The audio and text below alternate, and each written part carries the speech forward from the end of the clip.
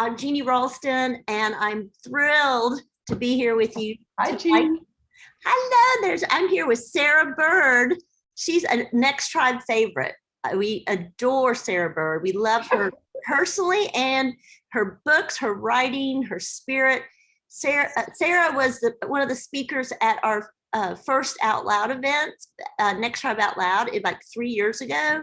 And we gave a little book party for her when she came out with her last book, Daughter of a Queen, the daughter of so much fun. Yeah, it was a great event. So now, I mean, I don't know, it just seems like I blinked and you have another book out, and it's a great one. This is Sarah Bird.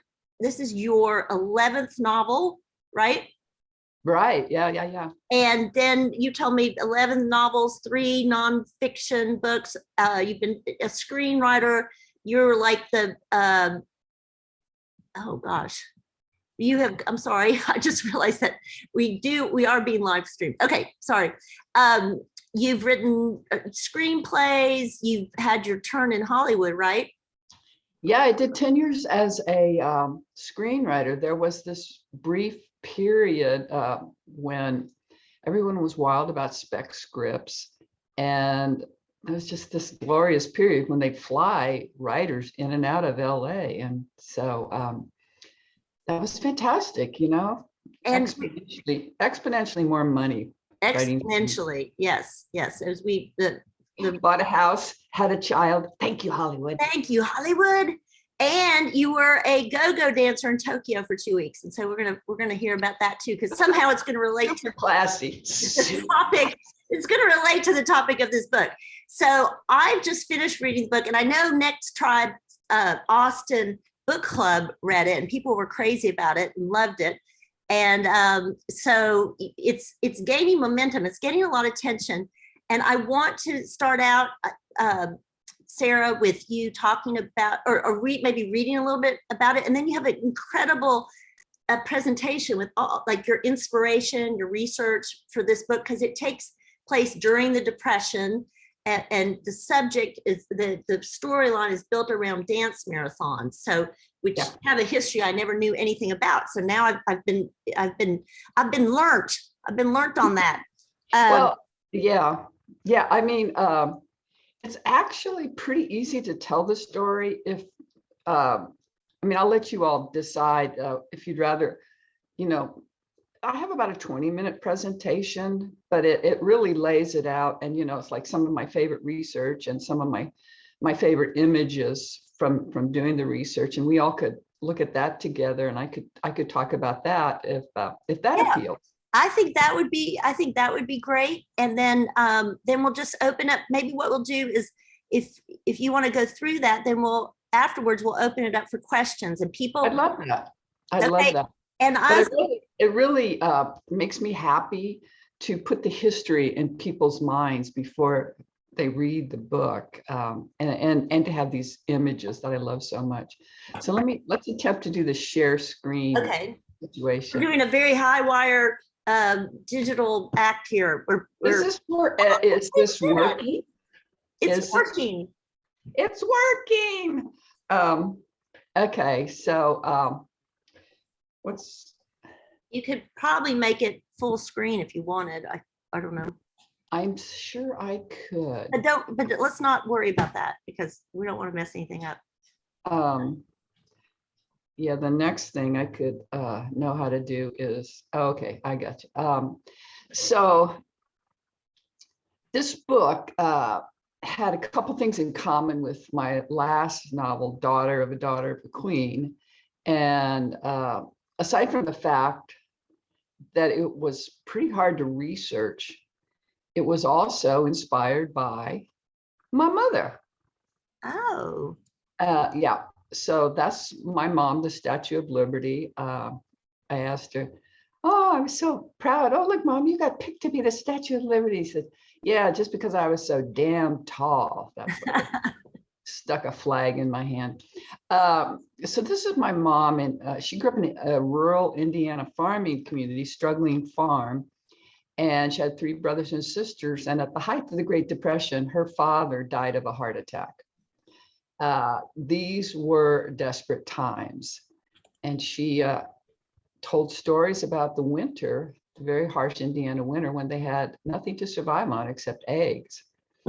But in spite of all the really, hardest of hard times, my mom had a gift which she attempted to pass on to her 6 children, of trying to make fun out of the tough times. And the essence of that was to laugh and to hang in together.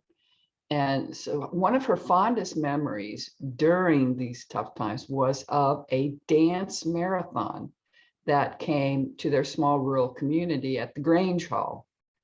And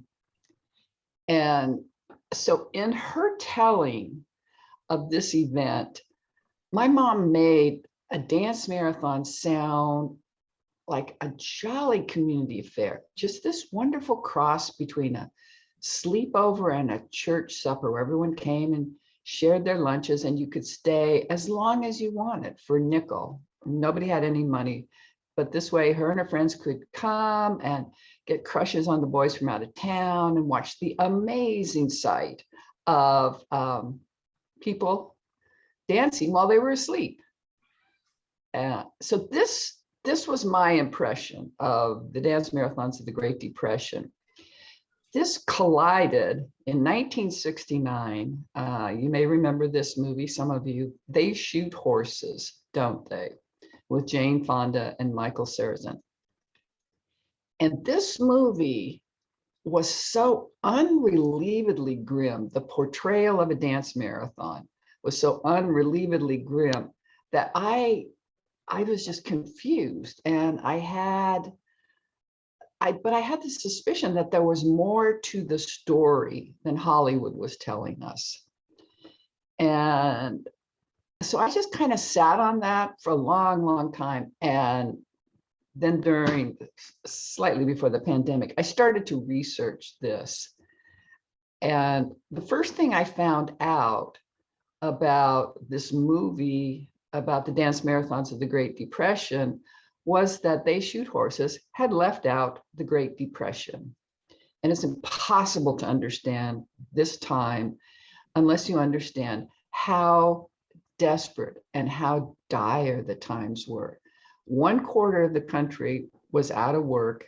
Those who were still employed had their salaries cut by 40%. Vast swaths of the country had lost their entire savings in the bank collapse. And in the Great Plains, the dust storms of the Dust Bowl were raging. People were fleeing their dried out farms, looking for salvation, looking for food, looking for a way to support their families. In many cases, the families literally could not feed all their children. And so they had to turn their older children out. And this gave rise to these armies of what were called rail kids. There were lots of hobos riding the country up and down in search of jobs. And they were joined by these young teens who'd been turned out by the families who could not afford to feed them.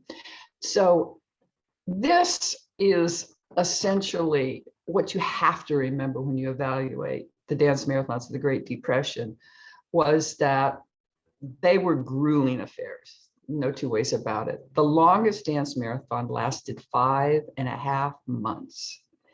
And in this 5.5 months, the contestants would get essentially 11 minutes to lie down. All the rest of the time, they had to be on their feet and in motion. So the successful contestants learned to dance, learned to sleepwalk while they were asleep. And one of the contestants would remain awake and guide the other one around the floor so that they could remain within the rules. The other thing that astonished me about the dance marathons was how incredibly popular they were. They were held in every city in America with a population above 50,000. And of course, there were some little dinky affairs like the one my mom saw, But there were also these glorious affairs. Like there was one in Madison Square Garden where 5,000 people crammed in. But they were held in arenas, they were held in coliseums, they were held in auditoriums. And at the height of their popularity, which was essentially from 1930 to 1934, they employed 20,000 people across to put these shows on across the country. And these would include the promoters and, as you see here, the floor judges, the trainers, the nurses, some real, some not real. The people who fed everyone were called sloppers.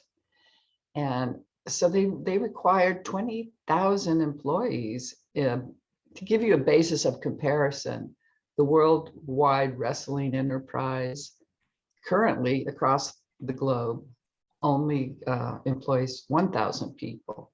So this was a giant going concern, extremely popular, which just puzzles me that it's been so almost completely forgotten. And you know, it's very curious about why, you know, have ideas about why it was forgotten. But this is the couple that ultimately, I don't remember, one of these couples ultimately danced 5.5 months. And this is them when they weren't dancing, you know, they had 15-minute breaks. That included, you know, you had 2 minutes to get on and off the floor. So you had 11 minutes to try to rest in a situation like this. Doesn't look particularly restful to me, but they would, you know, during these breaks, grab a few winks. If they were on the floor, they had to remain in motion, even when they were eating. So they ate at these high tables, and they had to keep shuffling their feet like a chained elephant, just remain in motion. The upside of this, they were fed as much as they wanted. And, you know, this was a big draw for the contestants. A lot of hygiene activity performed on the floor. Here, this guy's remaining in motion and shaving with a straight edge razor. Good luck to you, dude. And here, during the early hours, the sleeping took place when the crowds were very, very thin. During the evening hours, they would have a live band and the lights would be on. In the wee hours, the lights would go down and there'd be recorded music. The audiences would thin out dramatically.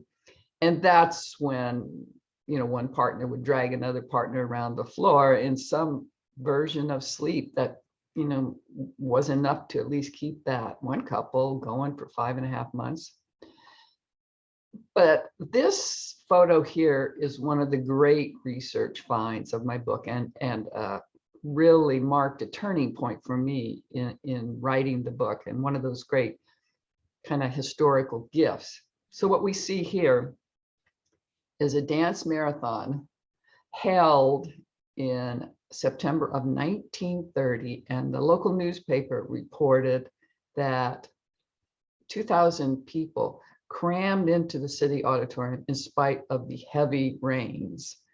And what was so wonderful for me about this photo is that this event took place in Galveston, Texas. Mm. And I already knew, you know, like most Texans, quite a bit about Galveston, Texas. Mostly, I knew about this world of dark glamour that was Galveston in the 20s and 30s. They had, it was a world unto itself down there. Texas had its own boardwalk empire, except that the weather was better and the people were nicer. There was completely unimpeded bootleg sales. I mean, essentially prohibition did not touch the island. And then this kind of went into high gear thanks to these two brothers on either side of Frank Sinatra, their buddy Frank Sinatra. These are the Maceo brothers, Rosario and Sam. These two brothers had arrived from Sicily at about the age of 15, knowing no English. They had been barbers. They started out in Galveston as barbers in the 20s and cutting hair for 10 cents, 25 cents a head. And at that time, there was an infamous gang called the Beach Gang. And the Beach Gang ran the bootleg liquor industry. They would get these fast clipper ships coming in, bringing high quality liquor, which was a big draw. They brought in bonded Canadian whiskey. They brought in Cuban rum. It wasn't bathtub gin. It was high quality. They brought in champagne from France. And so the Beach Gang had one shipment and they got word there was going to be a raid. So the leader of this gang went to Sam Maceo and said, can we hide our liquor in your barbershop? Last place anybody would look. And he agreed. Then came time to give the liquor back, and he's going to pay him $1 a crate. And instead, Sam said, instead of paying us, could we buy our way into the business? And that was the gift of the Maceos, is that they were, some would say this is because they grew up in Sicily and they understood the concept of protecting the community from criminals and from the law. And you would help the community would help you. And so they created that same system in Galveston and then essentially built an empire, an entertainment empire, where the biggest names, as we went into the Great Depression, they remained immune from the Great Depression because they had turned Galveston into an international draw for the highest quality entertainment. Everything was swanky. They had the best entertainers. They had Duke Ellington's band came and played. They had Phil Harris. Or some of the other, Sophie Tucker came. It's like the biggest name entertainers in the world came, and customers followed. Giant conventions were held here. And this was just a little golden island separated from the rest of the world. So needless to say, I was utterly thrilled to be able to set so much of the novel here. This is the Balinese Room, the most famous of the Maceo brothers' creations. And it was a very fancy, very swanky place for those times. It was built slightly after the Great Depression, so it does not figure in my novel, but they had so many other great settings. The Maceo brothers, excuse me, built the first really great supper club, the Hollywood Supper Club. And as you can see from the interior, they really spared no expense, making it, something out of the Scheherazade and Arabian Nights. This is where I put the grand finale. This was all made possible because of the Maceo brothers. Here they are on that Sam and Rosario. They're very cordial relations with law enforcement. This is the sheriff and the constable, and they all hung out together. As Gary Cartwright, the famous Texas Monthly writer, said, his father had been mayor of Galveston, and Gary wrote extensively about Galveston. I used him as sources, and when they asked him about shock, they'd say, they're gangsters on Galveston. Aren't you going to do anything about it? And he'd say, gangsters, those are our gangsters. And one of the settings I used for the grand finale dance was based on the Pleasure Pier that had been established, this glorious fun arcade. But I because I didn't want to use the exact specifics of the Pleasure Pier, I turned it into the Starlight Pier. And so, using this research, I started to build and understand the world of the dance marathons. This book here was very instrumental in helping me create and understand the world and what drew contestants to it. This is a memoir of a Broadway actress named June Havoc. And June Havoc's sister was Gypsy Rose Lee. Her mother, their mother, was the most infamous stage mother of all time, upon whom the play Gypsy was based. So she was kind of a larger than life, monstrous stage mother who had little June Havoc in toe shoes almost from the time she could walk, performing on vaudeville stages. So that was, the stage mother was pouring her dreams of stardom into her children. And for many years, this little child was out doing 4 and 5 vaudeville shows a day until a couple things happened. She grew up and vaudeville died. At that point, her mother turned little June out. She was 14 years old and in the middle of a depression, and mom turned her out because she wasn't bringing in the dough. June found her salvation in the dance marathon circuit. At the age of 14, she hitchhiked around the country. It's reading this memoir, which was, and you can see it here. This was really one of my great sources because it's so well written. And she tells about, getting rides with truck drivers to these dances and signing up. And June signed up for most of the same reasons that the other contestants signed up. And that was because they would have a safe, warm place to sleep as opposed to a park bench, and all the food they could eat.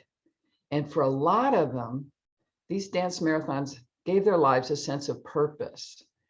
It's hard for us to imagine the incredible stasis of the Great Depression. All dreams were ended. To me, it was like the pandemic, but it lasted 10 years in which all these young people's lives were put on hold because they felt like they had no future.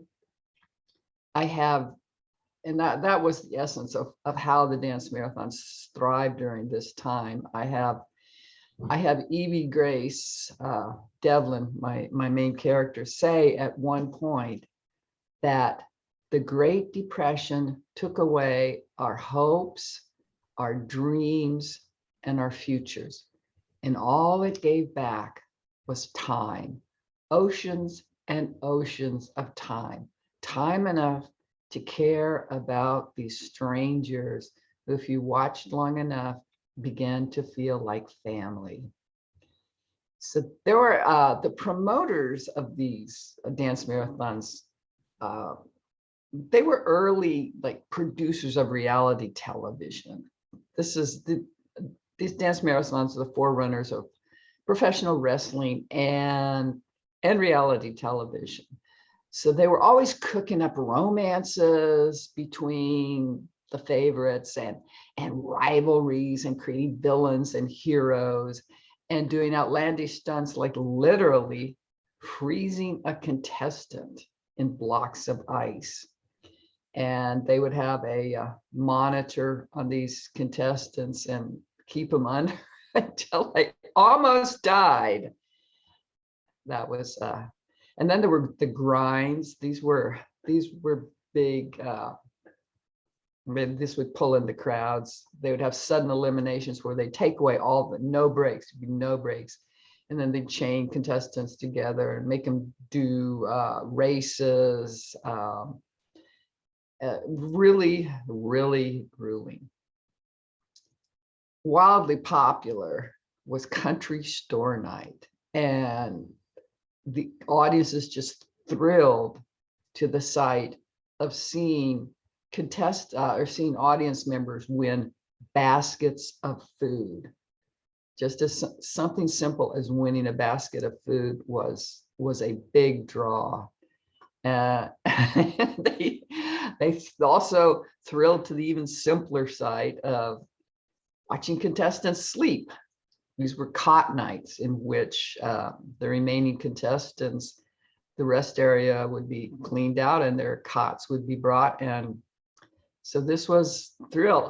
I mean, it's just, to us, you know, we're so jaded to ideas of entertainment, but just to look at how this audience is hanging on the sight of these contestants sleeping. So it really was a challenge for me. I think it's a challenge for the reader to understand a time when this was big entertainment. This was big entertainment.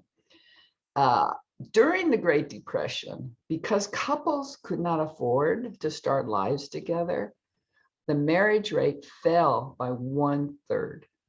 Consequently, another big attraction these promoters put on were fancy weddings, in which their sweetheart couple, you know, they might in fact have been a real couple, or they might have been something cooked up by the promoters, had very, very famous, very fancy weddings. And that brought in the crowds. But what really brought in the crowds, the ultimate event, was the Cellophane Wedding. And this is my second favorite discovery. When I saw this picture, so the idea is you get this naughty glimpse of the lady's underwear through the transparent cellophane. But because it's the 1930s, their undergarments are way more modest than average what we would wear today. But it was considered quite the spicy treat to get to see, you know, whatever you could see, the slips, the ankles, the bare shoulder. And I love this concept so much. I originally titled the novel Cellophane Wedding until my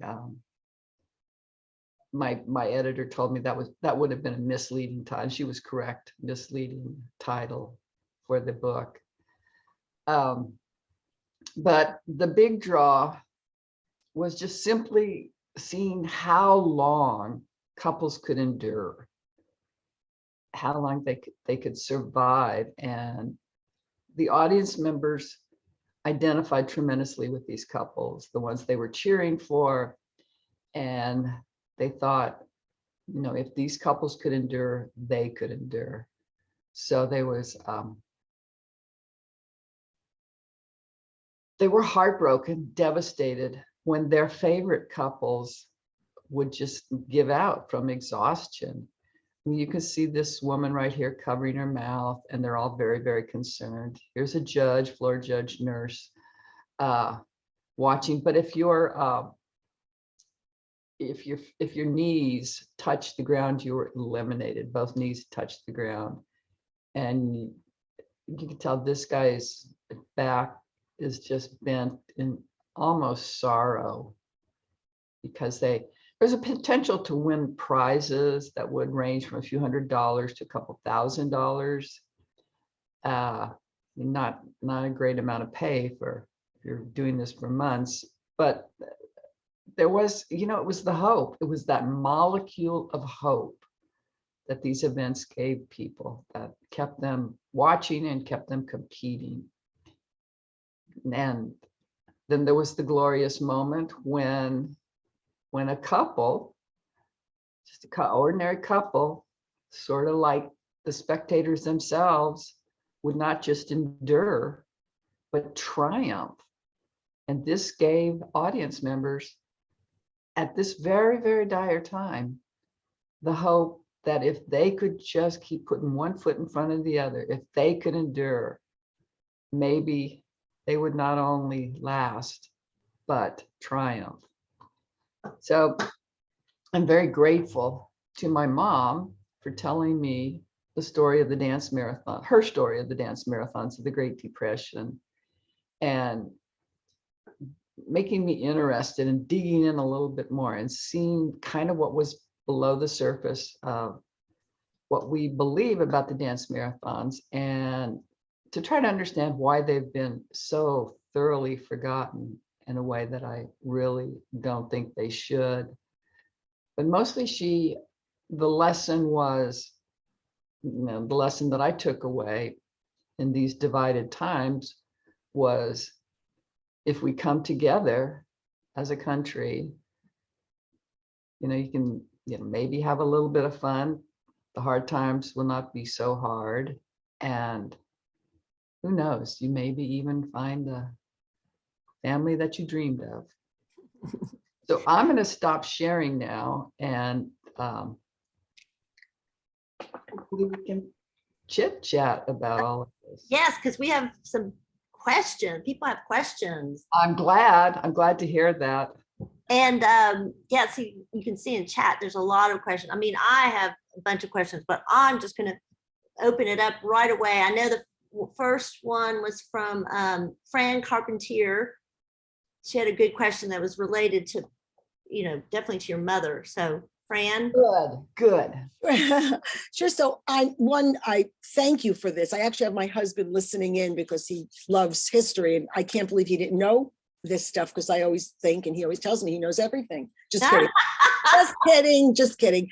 So you've obviously done so much research. I mean, just the photos alone, I can't imagine how you unearthed all this stuff. But you said your mom told you some of these stories, but did you interview her, or this was just a matter of you kind of remember her mentioning things? No, she was gone by the time I wrote this book, and it was just my memories and just the suspicion that there was more to the story than, one of the first things I found out about, They Shoot Horses, Don't They? It was written by a failed screenwriter who'd been a bouncer at a show on Santa Monica Pier. Oh, wow.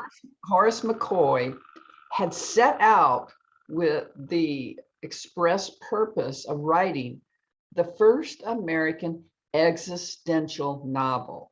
So for those of you who know existentialism, that's, Sartre and Camus and that whole laugh a minute gang. So, and then he gets a suicidal heroine. So he really leaned into the exploitation of these events, and and that was combined also around the mid-30s. The theater owners started ganging up on these shows because they were stealing business, and the theater owners aligned with the various ladies' morality leagues in towns and churches and whatnot to say that young women were being exploited, and the Baptists noticed that dancing was involved. So they had to change their name. They became the Walkathons. And it got this kind of lurid aspect over it. The other thing is that you have to keep in mind about them. These were blue collar entertainments, by and large. I mean, there were a lot of swanky people came just to kind of slum and whatnot. But overall, they were for people who could have, that's what they could afford in the way of entertainment. And so there was a little bit of snootiness about them. Consequently, there are no great archives about the dance marathons, the way there are archives about ballet or, more respectable forms of entertainment.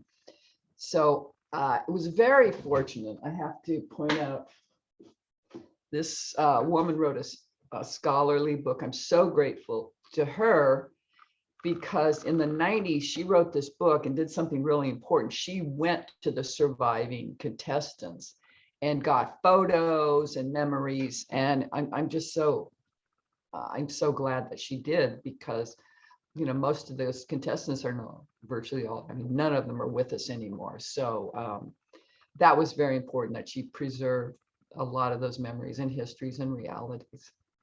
Okay. How about Sylvia? You have a question. Oh, and I'll just ask a quick one. Sylvia, if you can mute yourself, but Chris Edwards was asking, why weren't these photos in the book? I'm sure that there was I listened on audio, so I don't know. Do you have any pictures in the book? 'Cause I didn't. I do. And it took a lot of convincing. I really wanted pictures, but it's expensive. It's expensive to put pictures in a book. And I did get them to put in, I think I got them to put in. Oh, yeah. Yeah, my two favorite pictures are in here, Oh, okay. The Cellophane Wedding. Yeah. Galveston show. Oh no, that's a Cellophane Wedding. And the Galveston show. And they indulged me. Good. But I do think that was important to me because it seems made up talking about these events, particularly to younger people who have no reference whatsoever. And it really does astonish me how almost completely they've been forgotten, and what an influential cultural phenomenon they were, how popular they were, and what they gave to the country as far as allowing people who were suffering to go and be around other people and kind of share in their misery, to see their hardships being performed essentially. And hopefully, you would get some kind of catharsis out of somebody winning, somebody triumphing. And then I love how you said that, their hardships being performed. That's amazing. It makes me also think of Seabiscuit, like how everybody was rooting for, like, Yeah. that. Yeah, it was a time in our country where, we were looking for heroes and winners and models. I also, on the political side, I deliberately pivoted the book around the nomination of Franklin Delano Roosevelt in the summer of 1932. And this was, one of the 2 or 3 most consequential elections in American history. His predecessor, Herbert Hoover, and before him, Calvin Coolidge, did not believe that the government needed to intervene and help people. And FDR very strongly believed that the government had to intervene because this was a worldwide Great Depression. There was no way the individual American could pull himself up by his bootstraps and make it out. So this was a moment of great optimism and hope for the American people. And he was elected in a landslide and went on to turn it around. The common belief is that World War II ended the Great Depression, but had it not been for Roosevelt's program, the country might very well not have made it to World War II. There was a very strong communist movement at that time. The Nazis were pretty popular in America for a while. They had a giant rally in Madison Square Garden. You can see famous pictures of that. There was a great deal of social unrest, and vast swaths of industry had failed. So FDR set about, as he said at the beginning, he said, I'm going to try things. If they work, we'll keep doing them. If they don't work, we'll try something else. And he was as good as his word, established the New Deal programs that have been so successful in our country, and essentially made America strong enough that when World War II came, we were able to go to the aid of the Allies, whereas without him, the factories would still have been shut down. And we were able to ramp up really quickly because we weren't on our back foot at that point. So correct. That was great. Okay, Sylvia, sorry, do you want to unmute yourself and ask your question? Yes. Hi, Sarah. I was just wondering, how do you even start to research? Like, I didn't know anything about these dance marathons. So where do you even go to even begin? And then are you taking notes as you're getting your research, is that when you start putting your book together? What is your process like? It kind of started, I start wide and then move in. So I just started reading a lot about the Great Depression, the causes, effects, and and then I start circling in on what I wanted. And to my dismay, I was really surprised how little there is about the dance marathons. That one scholarly book, I was very fortunate to find that book. It was a godsend. That kind of gave me ideas of where I needed to go. And then once I fixed on Galveston, I did a lot of research on Galveston, and it is a juicy place to research. It's quite fabulous. I also combined a lot of my mom's history. She had been a Methodist girl in Indiana who, went to church on Sunday, and everybody sat in the back row and read the funny papers and ate snacks. And but then her dad died. She got taken under the wing of some very kind Catholic nuns who got her a scholarship to train at a Catholic nursing school. So the other stories I grew up with were this Methodist Indiana girl and the shock of encountering the Catholic Church and all its, panoramic gore and various things. I grew up with it, so that was normal to me. But so I wanted to take that, and then it all just came together in Galveston, which is, the medical training center of Texas, plus this wonderful wild world of gangsters. So that was, eureka moments, very eureka moments. But I knew I wanted to do a daughter of a narcissistic mother, of a narcissistic stage mother, and her trying to find herself and to build a decent life for herself. And so that story guided me in where I went with the research. And then that's so cool that you found that biography, the the memoir, because it sounds like that kind of gave you the protagonist and developed from there. So it was really. Yeah, exactly. I sort of mushed my mom and Jean Havoc together and let them guide the story. Okay, that's great. Okay, let's see. Pat Reed, what do you want to unmute yourself and ask Sarah your question? Yeah. First of all, I want to say, and I'm curious if anyone else on the call had the same experience. The only reason I knew about dance marathons was one episode on Happy Days. Did anybody else see that? Oh, I mean, no. that is the only reason I even knew what a dance marathon was, which I find interesting. So go ahead. No, go ahead. I've heard about that, and I've heard there was an episode on the Waltons, and I tried to track both of them down, but I had not heard about Happy Days. And interesting, yeah. Anyway, so when your book came out, I was like, oh yeah, I remember that from Happy Days. My question was, I was curious if through your research you found out where the very first dance marathon actually happened and whose idea it was. Well, there were kind of two phases of the dance marathons, and there were dance marathons in the 20s. But these were the roaring 20s, very affluent time. And it was a fad, like eating goldfish or sitting on top of a flagpole. And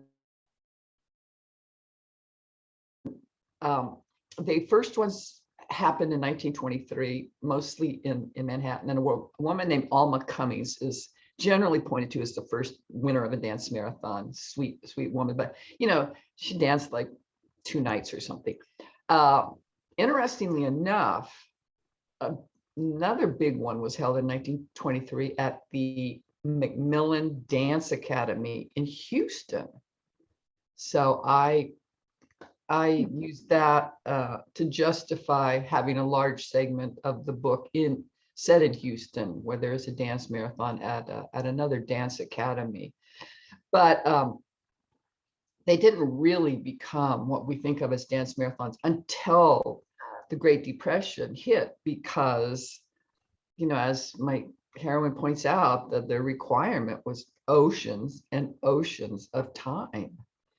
time enough to sit around and get absorbed in people's little dramas and stories and root for somebody and just watch them orbit this floor for endless days, and then everybody would sit in the stands and the ladies would knit and the kids would run around, they'd eat their box lunches and read and sleep and just live a whole life in this world. Wow. Interesting. Thank you, Pat, for that question. Let's see. Tammy from Panama. Hey, Tammy, hi. Hi, ladies. Hi, Sarah. Hi, Jeannie. 3 quick thoughts. You know me, I'm so direct. This is so fabulous. So 3 things have come to mind since you've been talking, Sarah. The first is my husband's from Corpus, Galveston area, and he's 15 years older, and I helped care for my father-in-law before he passed. And all he wanted to talk about in the very end was how he was turned out by his parents, but he was turned out much younger, and they found a cousin who had a son about the same age as he was at that time. And I want to say it's about 8 or 11 in between those ages. And they said, we're going to ask this cousin to take you because they have a boy. You can share the same clothes, eat the same foods. It should be easier on them to take you. And so now hearing you talk about turned out, wow, that's so powerful to connect with his story. The second, and these are very random thoughts, the second is my husband doesn't dance. And I love to dance, but because we don't share that same passion together, he would always take me to the Broken Spoke on Tuesday night to watch all the dancers. And isn't it so interesting, even though that we weren't dancing, we'd have a bite or a cocktail or sit there with friends or even strangers, and you're watching the characters and you're developing their stories. And like even the next Tuesday night, you're noticing that same couple. And tonight they're a little bit smoother, or they must be in a spat. And so I love hearing about that. But my I love hearing about that because that really speaks to what these promoters did. The promoters would write newsletters, update all the audience on. Whoops, you went, wait, was that you or who's this? Did somebody accidentally put was this not me? Hold on. But they, so they would release these newsletters and cook up stories about everybody, like, who was the rival and who was the villain. And they had heavies, and like in professional wrestling, they would have heavies come out, act as the villains. But yeah, it's just interesting, just this human need for stories and putting it together. Having someone to cheer for and someone to pin your hopes on. That's us. Thank you for saying that actually worked with you as well. So my question is, do you want your book to be a documentary or a movie? Whatever pays the most, damn it.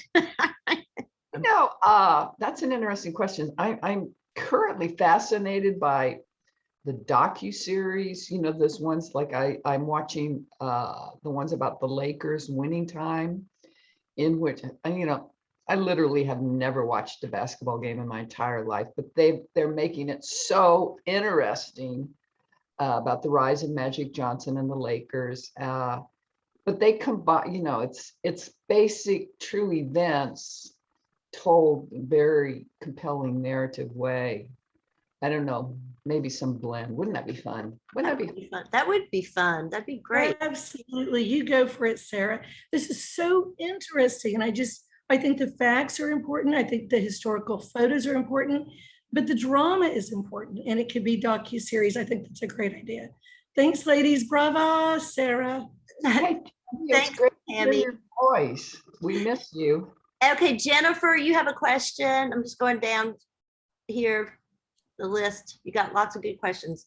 Jennifer? Sure. I'm just really curious how this all came about in the Great Depression, because you said they employed like 20,000 people, they had bands, they had to have a venue. Was it like one organization for the entire country? Were there little mom and pop side businesses? And how did they get the funding when nobody had the funding? I guess they had an entry fee, and then the dancers worked for free for food, but I'm trying to make the math work and I can't make it work. Well, so the promoters would come into a town, and they were always looking for virgin towns, because many towns were burned by promoters who skipped out on their bills and whatnot. But they would go into a virgin town and go to sponsors, like the Veterans of Foreign Wars might be a sponsor, or the Chamber of Commerce might be a sponsor. This was going to be something to get business going, to raise the spirits of the town. They'd get sponsors, and then the contestants would pay a small entry fee. People coming into these events paid admission, and that the contestants would then go out and solicit for sponsors. They'd get, like the local dry cleaner would put their name on the back of their sweater and give them a small stipend. The rest of the and they liked having rich people come in, so they could sell box seats for much more money than just the regular cheap seats. I forget what's the rest of your question. Oh, I was just wondering how the money worked. And then, if we're talking about some mafia in Galveston, were there bookies? That's a good question. Well, the other part of the money was all these events, like the weddings and whatnot, they would get sponsors, really, really luxurious sponsors. The bigger the deal, the richer the sponsor. This is quite interesting. There remains a debate in Galveston. I love to talk to people who consider themselves BOI. Anybody know what a BOI is?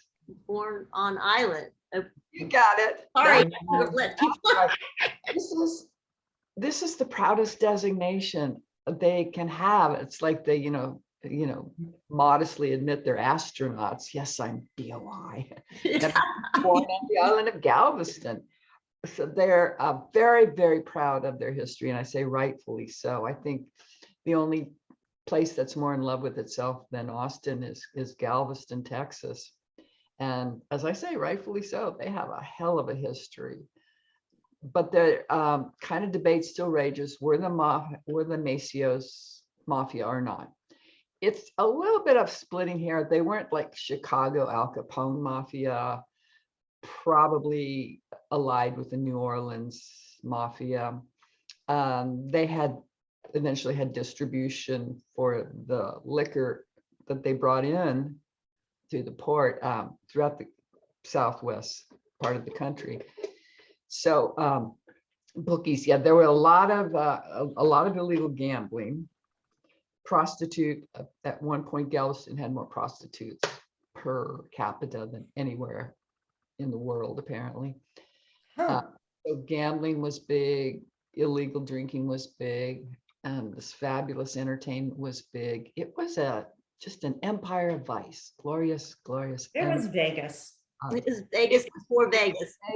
They invented Las Vegas. I love that. They invented high dollar entertainment, high dollar gambling, and it was preserved until the 1970s. Well, you answered, Mars had that question about the mafioso, but so you kind of answered that. So we had Jean Rowlands Tarbox. You have a beautiful question. Will you? Hi, Jean. I'm so happy to see you. Hi. Are you still there? Can you unmute? You're muted, Jean.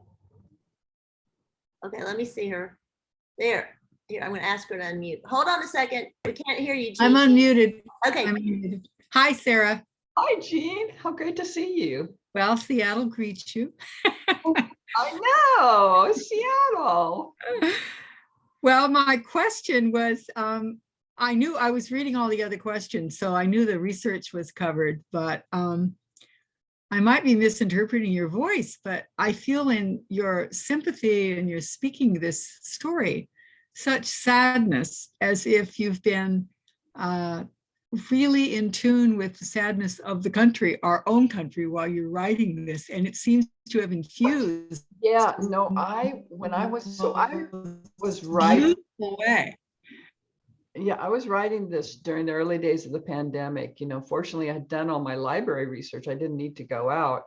And I was writing it, and it's so much of it resonated with me, Yes.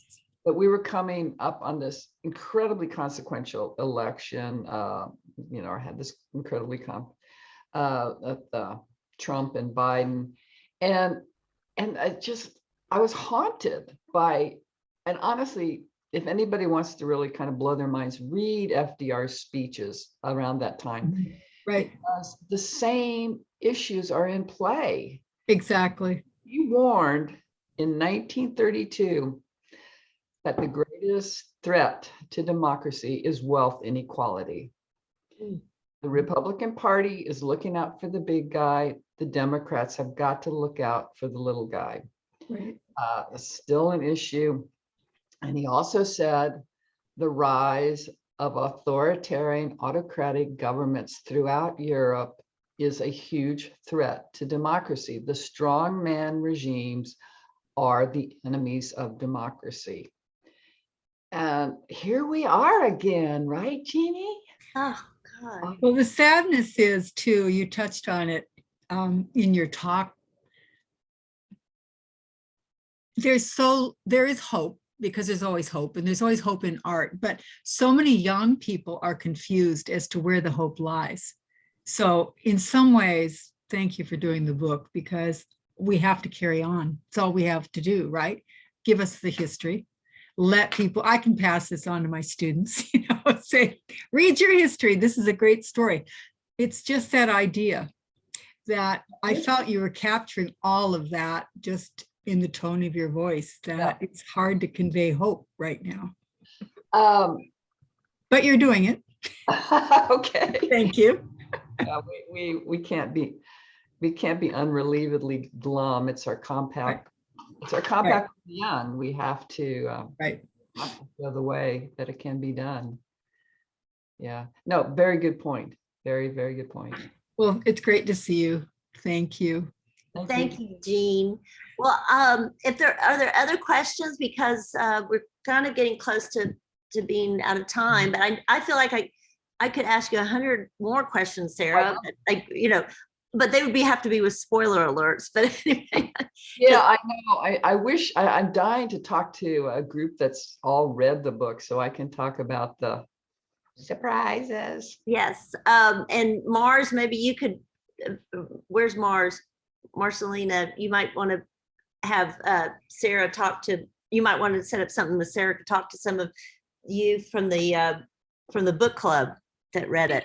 We have questions for sure. We have questions. A lot of it has to do with Zave and his relationships and and all of that. Yeah, I just spoke with a club last night that had read the book, and we had a great discussion about that. Yeah. That's the things, one of the underlying things I talk about is making a decision with the best knowledge and the best intent you have at the time. And you learn you were misinformed. You learned that there is a better way. And the idea of applying our standards to times gone by. Right. Yeah.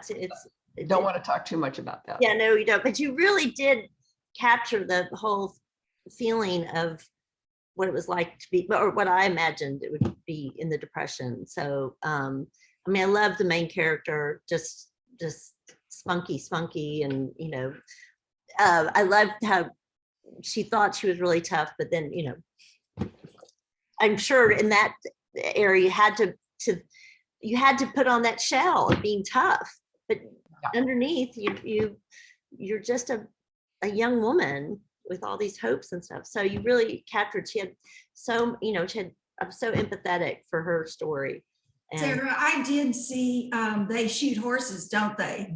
And Oh. I remember it so well because it is one of the most depressing movies you could ever see, especially when you're such a huge Jane Fonda fan. And Right. it just described what you've written so well. Although I haven't read it yet, I've been saving it to read on my trip to France. But it kind of reminds me of something not nearly as serious, but if you saw the documentary, Hands on a Hard Body. oh gosh, yes, And yes. it's not even a comparison, but it's the closest comparison I can It think. kind of is. It kind of, Mhm. yeah. And that was a great documentary. Gosh, It really was. yeah, I forgot all about that. Thank you for bringing that up, Chris. Well, I want to thank everybody for taking part, and please, it's a great book. You'll love it. It's I would say that, but on one level, it's a summer read because it's a great plot and you're captivated, but it's much deeper than that. It's got a lot of heart and a lot of, it makes you think about a lot.